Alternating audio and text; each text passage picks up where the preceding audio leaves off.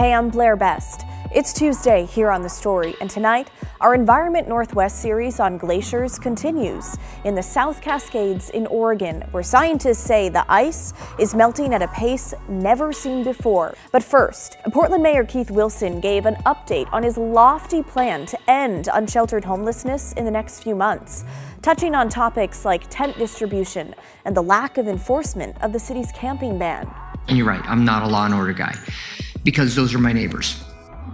Plus, how Multnomah County's role in addressing homelessness got a rise out of city councilors. District 3's Angelita Marillo joins me live in just a few minutes to talk about our big story tonight.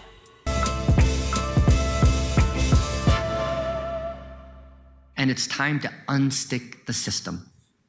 There are 111 days until December 1st. The day the city has promised to have enough beds operational to ensure no person suffers and dies on our streets this winter.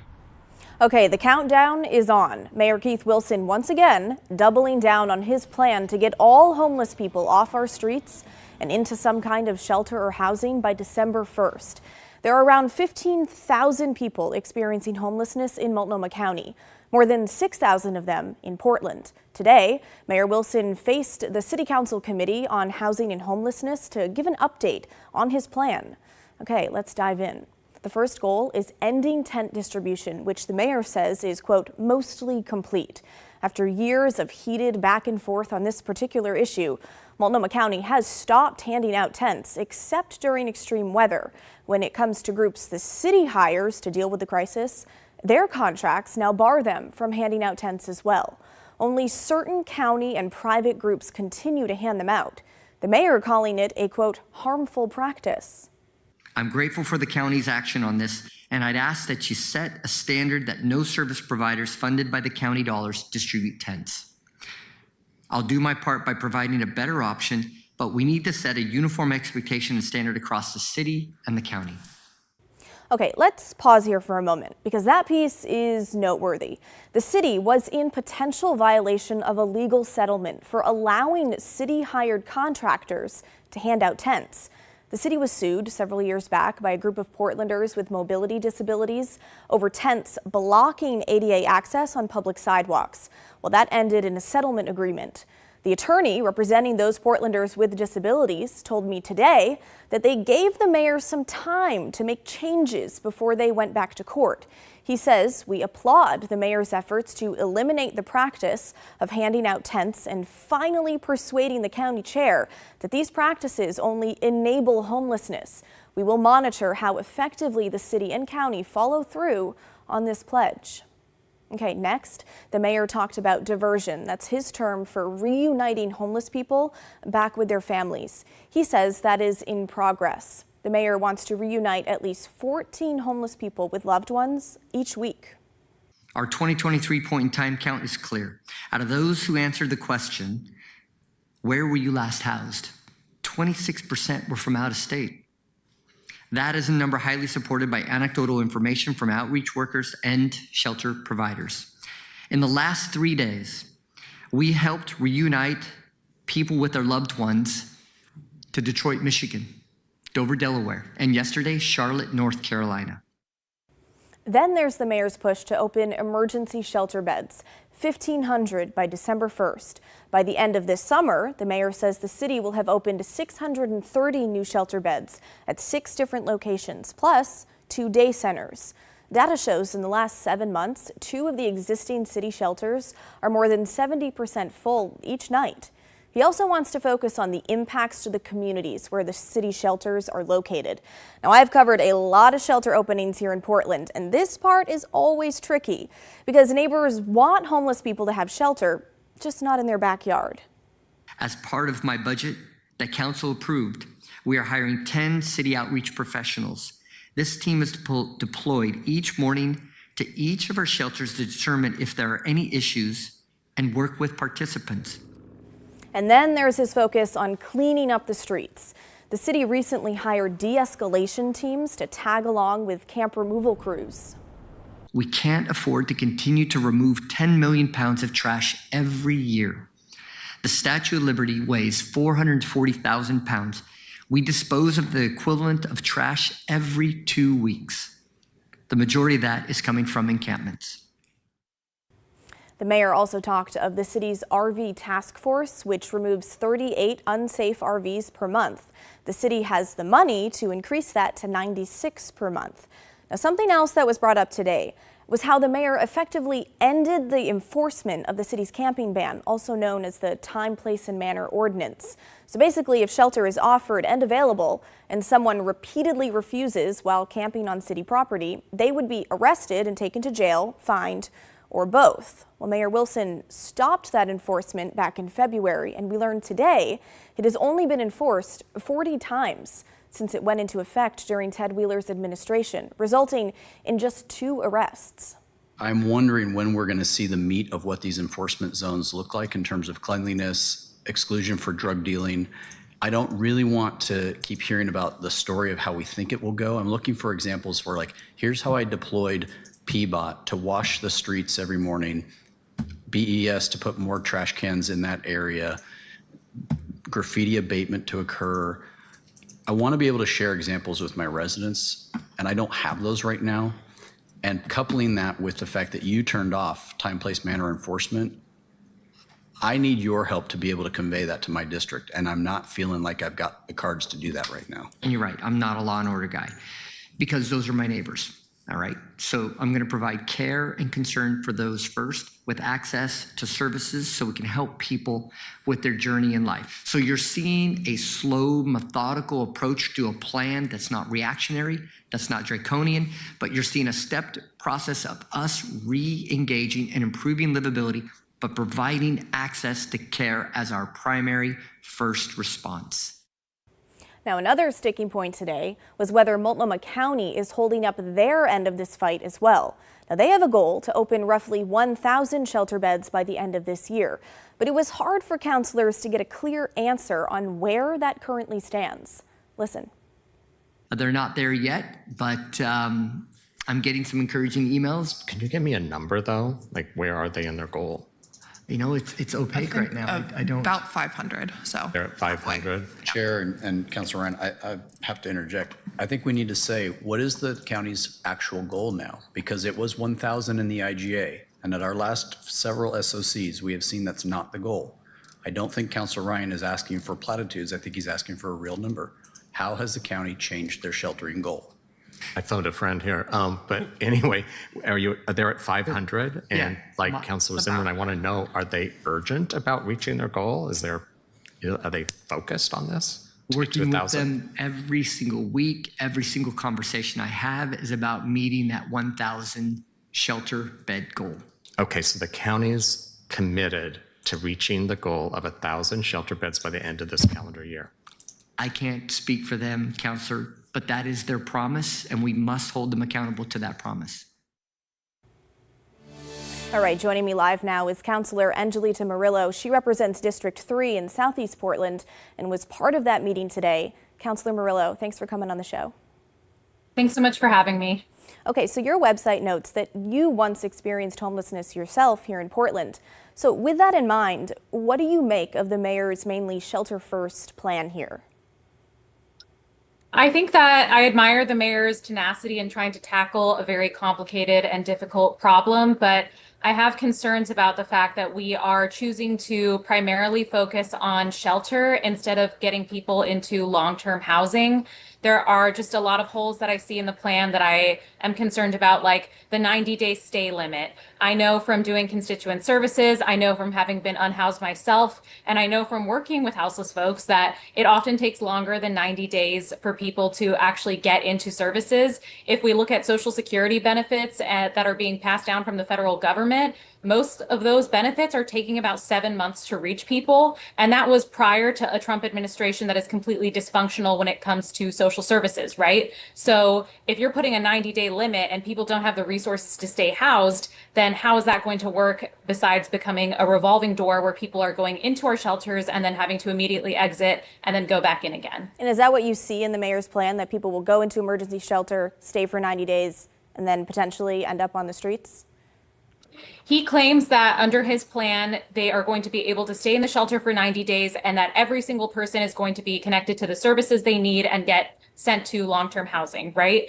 But that is not materially how it's going to work out in practice, because what my office has been seeing is that there is no rent assistance, there is no funding to help those people who are otherwise completely stable but are having a medical crisis that caused them to have an emergency medical fund or something that didn't allow them to pay rent, right? I had a mother of 3 email my office this week who told us that she simply did not get rent assistance because of cuts from the state and federal government, and suddenly her family is trying to figure out what to do. And our office exhausted every possible resource to try to get her assistance. And the only assistance that we could give her at the end of the day was to tell her that maybe she should go into a shelter if that is available or open. And that's unacceptable for people who are suffering on our streets. So the resources don't exist for that kind of continuum to happen right now because the state, federal, and local governments have chosen not to fund them. Do you think the city will meet the December 1st deadline of opening these 1,500 shelter beds?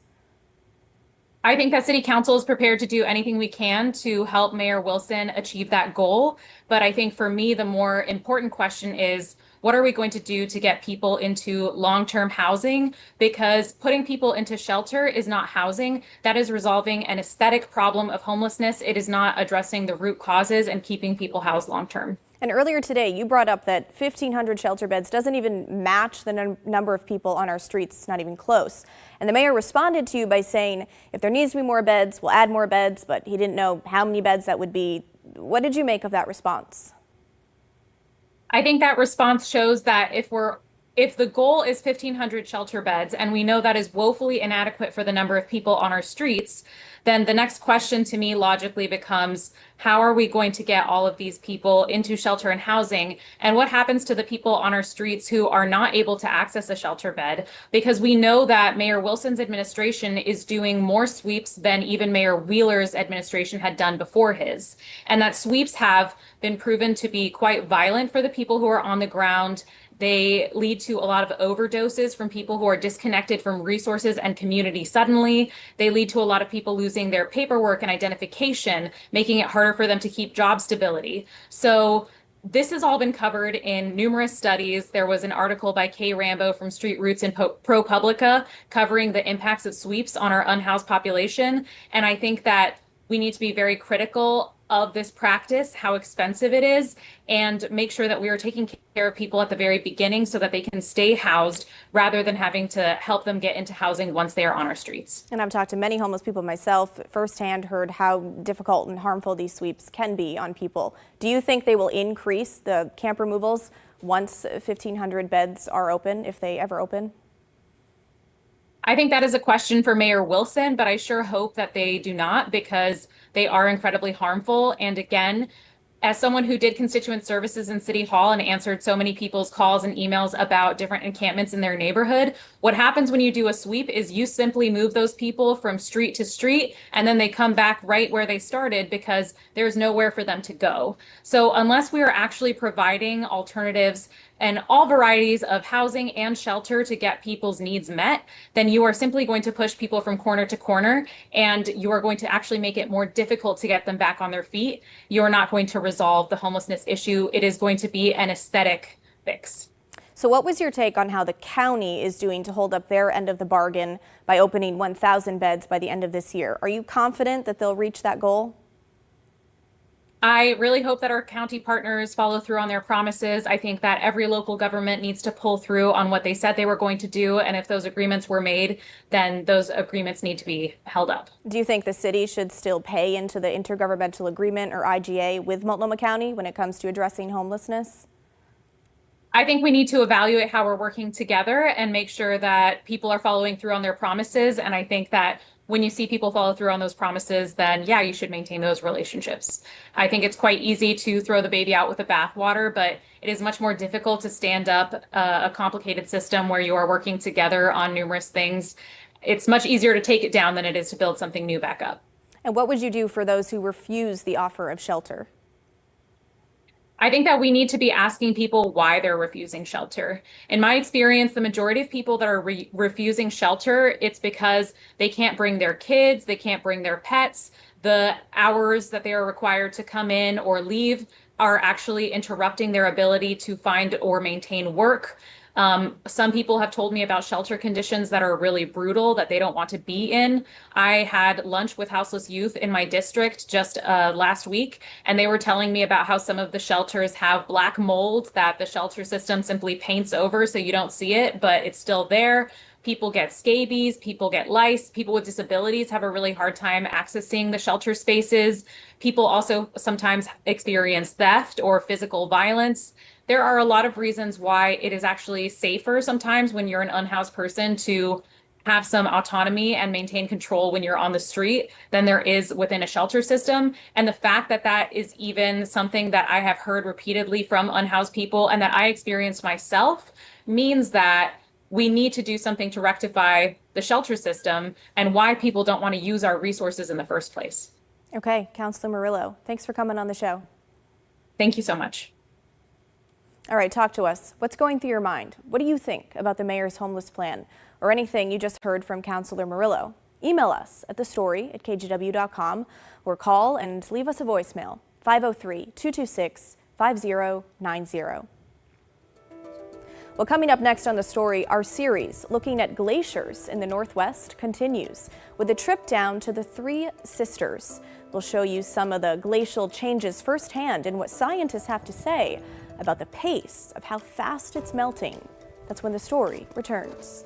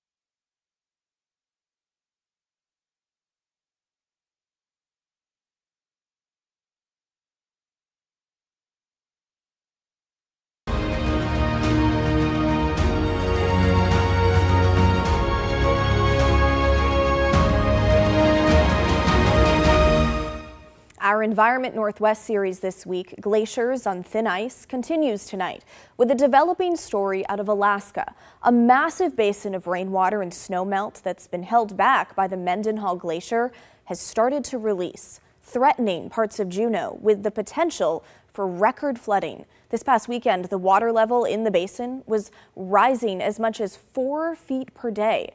That's according to the National Weather Service. And this morning, officials confirmed water was escaping the glacial ice dam with flooding expected sometime tonight and into tomorrow. Last year when this happened, nearly 300 homes were damaged, some swept away. Now, this type of flooding is called glacial outburst flooding. And experts say in this case, A large outburst can release up to 15 billion gallons of water. But let's bring our series back home to the Northwest, specifically the South Cascades. The beauty of the Three Sisters can stop you in your tracks, but behind the snow-capped peaks lies a troubling shift. Glaciers that have defined Oregon's high country for thousands of years are melting away at a pace that scientists say they've never seen before. This week, our Environment Northwest team has team coverage from across the region. Yesterday, we brought you to the North Cascades in Washington. And tonight, meteorologist Joe Ranieri hiked to Clark Glacier to see the changes firsthand and what it could mean for the future of our state. The Three Sisters are iconic to the Pacific Northwest, especially up here on South Sister, one of the tallest mountains in the entire state. But what we're starting to see with these snow-capped mountains are some big changes. There's a reason South Sister, this is my fourth time, is one of the more popular peaks to climb. I mean, it's absolutely stunning. There's views almost the whole way because you're above tree line, which is great. It's also one of the few hikes where you can pack in a lot of elevation gain. So if you're looking for a good workout, it's a great one. But as you climb higher and higher, they are no longer having any snow left them at the end of the summer, and so that means they are going to continue to retreat and disappear under the current climate as it is today. you're seeing more rock exposed up here at 9,000 feet instead of snow and ice. The predictions from 15 years ago have now come to fruition. Anders Carlson is the president of the Oregon Glaciers Institute. He's been studying glaciers for the last 25 years. There are other glaciers that have disappeared around there as well. Irving to the north of that on Middle Sister. Eugene Glacier on South Sister is gone. Carlson says glaciers are melting rapidly through the Three Sisters. In the last 10 years, the state of the climate impacts on the planet, even down to the local area here in Oregon up in the Cascades, have just skyrocketed. The glaciers up here on South Sister are slowly disappearing. Take Clark Glacier, for example. It's gone. It's now just a snowfield, but it's not just taking place up here in the central Oregon Cascades. This is something we're seeing across the globe. This is what Clark Glacier looked like 100 years ago. Now compare it to today. Oh, in its glory, it was 3-4 times the size that it is now.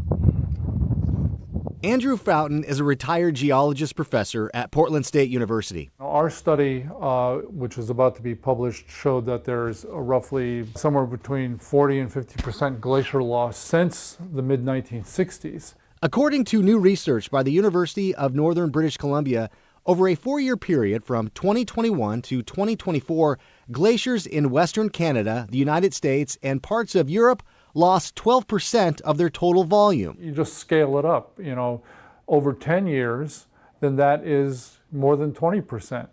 So it's significant. Figuring out what's behind this is no surprise. Well, it's all effective temperature shrinking these glaciers. Our summers over the last decade are getting hotter. Is just an acceleration of that trend that's affecting all the glaciers. When we have the heat dome, that's not good for glaciers. So what will this area look like in the next 50 years? Right, as of the current level of warming is already too hot to keep glaciers in the Three Sisters region. They will disappear under the current temperature we have. An unrecognizable landscape from what we're seeing today. For Environment Northwest, I'm meteorologist Joe Ranieri. And tomorrow night on The Story, scientists are increasingly turning to satellites to monitor glaciers and how fast icebergs are melting. Well, we look at how that changes the ocean's circulation in a way that could impact the Pacific coast. That's part 3 of our series tomorrow night on The Story. Stay with us. We're back right after this.